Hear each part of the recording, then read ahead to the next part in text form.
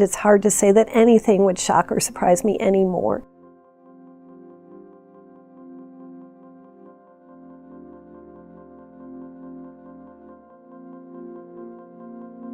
In fall of 2016, things got shocking. We had these enormous numbers of people just overdosing, and about 270 people overdosed.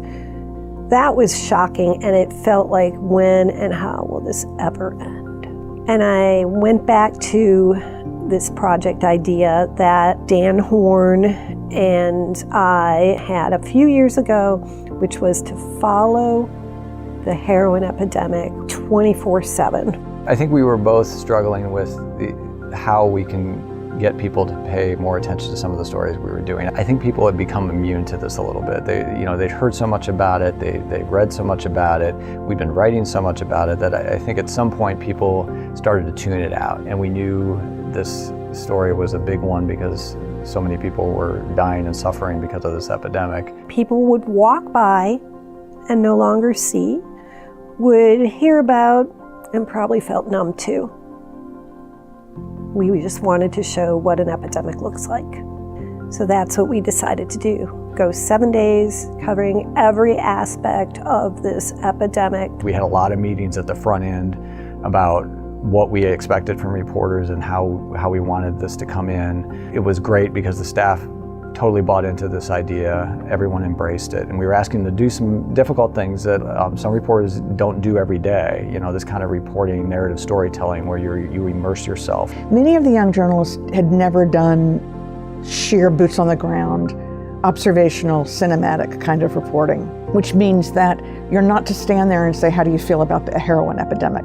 You're supposed to stand there and watch what happens. You look at the clock and you say it's 4 o'clock and the woman in the red dress laid down on the bus bench and she overdosed. I'm trying to absorb what's happening, and that was what the challenge was sort of a logistical challenge of who was going to be where, when are they going to be there, are we going to cover all the bases, are we going to get everywhere we need to be? And essentially we had to incorporate everybody to do that. Much more complicated than a normal kind of story might be. Everyone really embraced it, and the stuff we got back was great. We got, in some cases, pages and pages and pages of notes, and then Terry and I sat down and we just started going through this stuff and figuring out what might work and what might not. Never have I been a part of something in which we had so much freedom. Every resource was used, everybody was given the latitude to get their part done.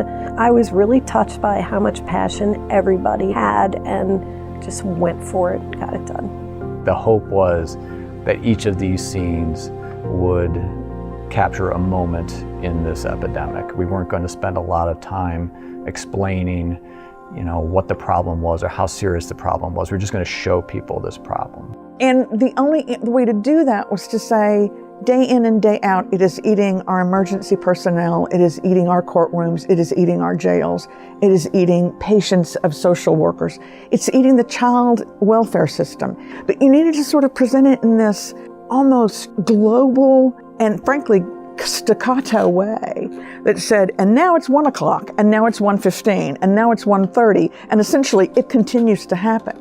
We made a very conscious effort to start at the same place that we would end at, which was the jail. Because the whole point was to get you the sense that another week starts all over again. The people we wrote about, they're the ones who will stick with me. And so I'm grateful for that. They let us into their lives, made the story possible. And I think it's why people responded the way they did. We did this because it was the story that needed to be told to this community. I'm not saying I'm ungrateful for the prize. The prize is fabulous. But the truth is, all we did was our jobs. Every day we have to do our jobs, whether prizes are attached to them or not. It's a wonderful thing, but it's not the reason you do the work.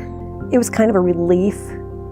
People kept picking it up and looking at it and reading it, and then Pulitzer Prize winners were looking at it and reading it and remarking on it. What mattered to me most was that now they see it. They see what I have been seeing day in and day out. But it really was kind of a relief to say, yes, the story is here. here she is, and she looks like maybe my daughter, your cousin, or someone who works with you.